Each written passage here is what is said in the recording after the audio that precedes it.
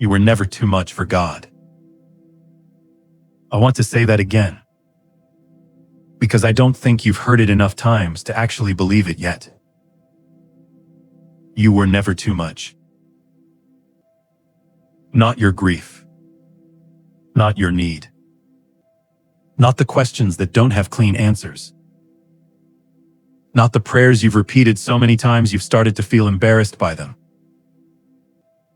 But here's what I think happened.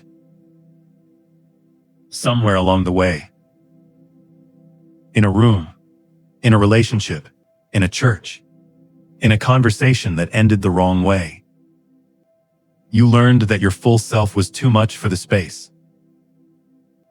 And so you got smaller. You started editing, managing how much you brought to the table, monitoring how often you cried, how often you asked, how often you came back with the same prayer God didn't seem to be answering. And somewhere in the middle of all that managing, you started doing it in prayer too. Bringing the acceptable version of yourself, leaving the unacceptable parts at the door. Stay with me. Because before this prayer is over, you are going to hear something from God that the edited version of you has been waiting a long time to receive.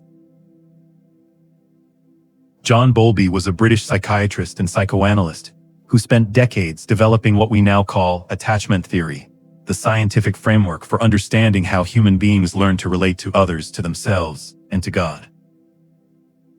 His core finding, replicated across decades of research, is this: every human being is born with a neurological need for a secure base.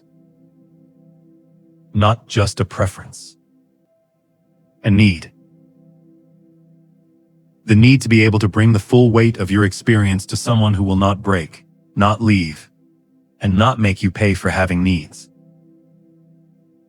When that secure base is consistently available in early relationships, the nervous system learns, it is safe to be all of me. When that secure base is inconsistent, when the people who were supposed to hold you sometimes did, and sometimes didn't, when love felt conditional on your composure, when you were praised for being strong and shamed for falling apart, the nervous system learns something different. It learns the way to stay safe is to need less. And that learning doesn't stay in your childhood relationships. Bowlby's later work, and the decades of research that followed it, consistently showed that our early attachment patterns become the template through which we relate to every significant relationship in our adult lives, including our relationship with God. Which means that if the people who taught you about love also accidentally taught you that your needs were an imposition, you brought that learning into your prayer life. You learned to pray like you needed to deserve the answer first. To bring the tidy version. To ask less than you actually needed, in case asking too much was the thing that finally made God pull away. Mark 5 tells the story of a woman who had been bleeding for 12 years. And I want you to understand what that meant in her world. Under the religious law of her time, she was ritually unclean. Everything she touched became unclean. Every room she entered, every person she was near, she transferred her impurity to them by proximity. She was, by every system around her, too much. 12 years of treatments that hadn't worked. 12 years of isolation from worship, from community, from human touch. 12 years of being told at a systemic level that her condition made her a burden. She had spent everything she had trying to fix herself so she could be acceptable again. And it hadn't worked. And then Jesus came through town. She didn't announce herself. She didn't ask to be prayed for. She didn't schedule an appointment. She pushed through the crowd. technically making everyone around her unclean by contact. And she reached out and touched the edge of his garment. And immediately, she was healed. But here's the part I don't want you to miss. She stopped. In a pressing crowd, where people were pushing against him from every direction, he stopped and said, "Who touched me?" His disciples thought this was an odd question. People were bumping into him from every angle. What did he mean? Who touched him? But Jesus knew the difference between crowd contact and intentional reach. And when the woman came forward, terrified, trembling, fully expecting to be called out for what she'd done wrong, he didn't correct her. He didn't move on. He said, "Daughter, your faith has healed you. Go in peace." He called her daughter. The woman who had been too much for 12 years was called daughter by the Son of God. I want to speak to something you might be feeling right now. The quiet voice that says, "Bet that was her. She deserved to be noticed. What I carry isn't that dramatic. I'm not bleeding for 12 years. My needs aren't that significant." I want to challenge that voice directly. Psalm 39 says that God formed every part of you. The Hebrew word is yatsar, which means to shape as a potter shapes clay, with intention and attention to specific form. Verse 14 says you are fearfully and wonderfully made. The Hebrew there is nora, which doesn't mean with some care. It means awe-inspiring, distinct,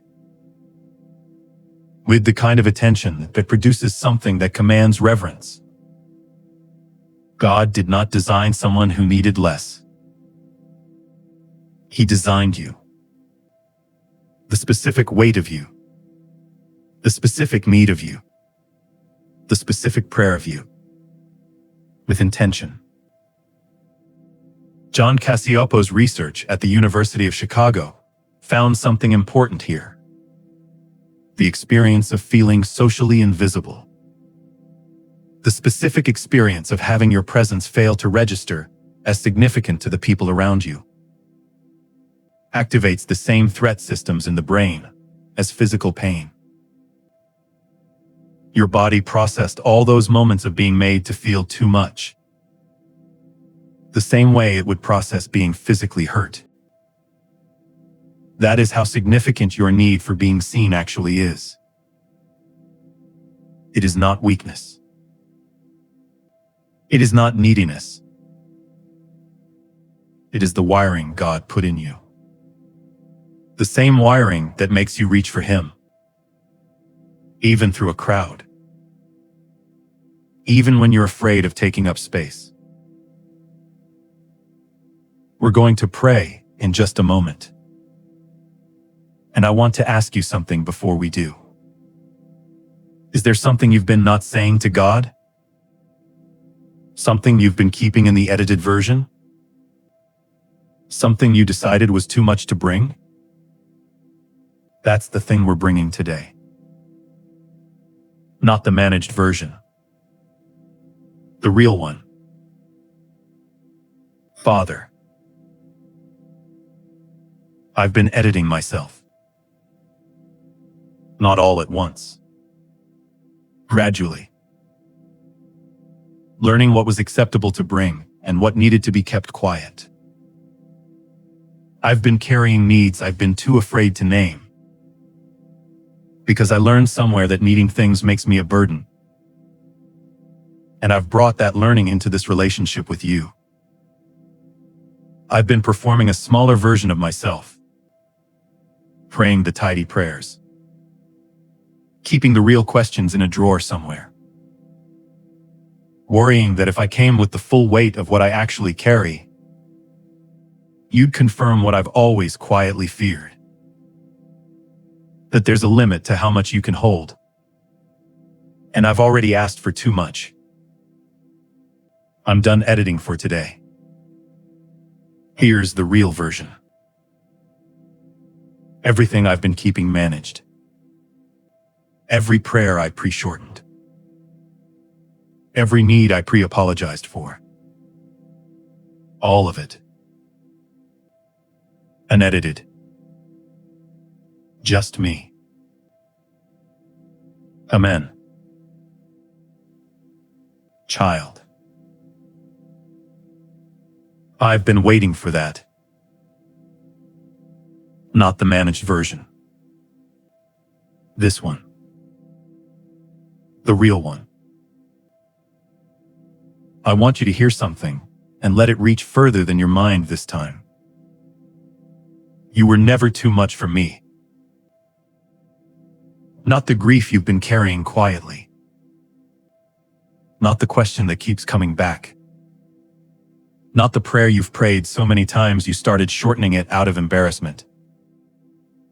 I made you the specific weight you are. I shaped you the way a potter shapes clay, with intention toward the precise form. And I did not accidentally overshoot. I didn't make you with more need than I can hold. I made you with exactly the need that matches my capacity. When the woman reached through the crowd, I felt it. Not because the crowd was thin. Not because it was convenient. Because her reach was intentional. And I always feel the intentional ones.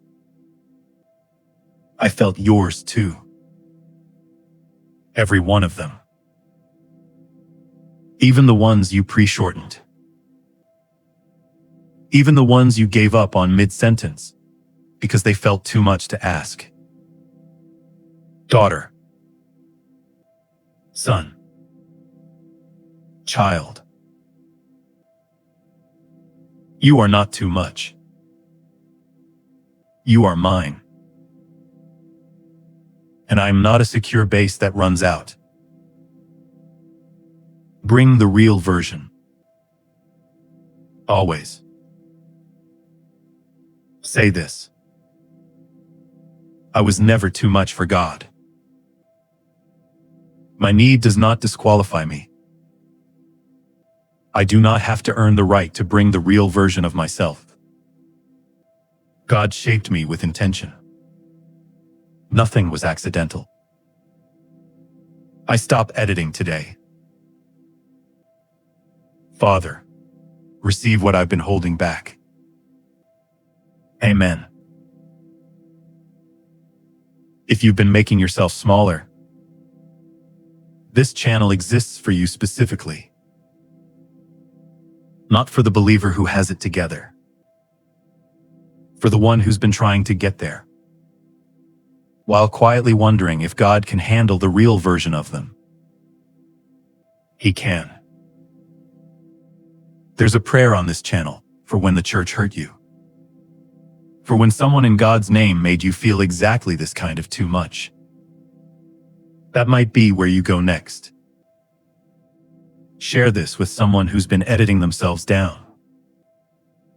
Subscribe if you want to be here when the next prayer goes up. Gave up on mid-sentence because they felt too much to ask. Daughter. Son. Child.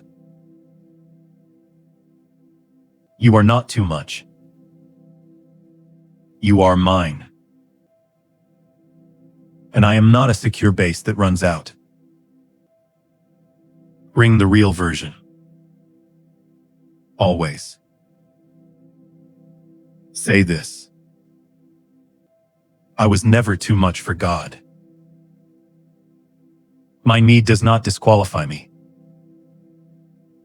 I do not have to earn the right to bring the real version of myself. God shaped me with intention. Nothing was accidental. I stop editing today.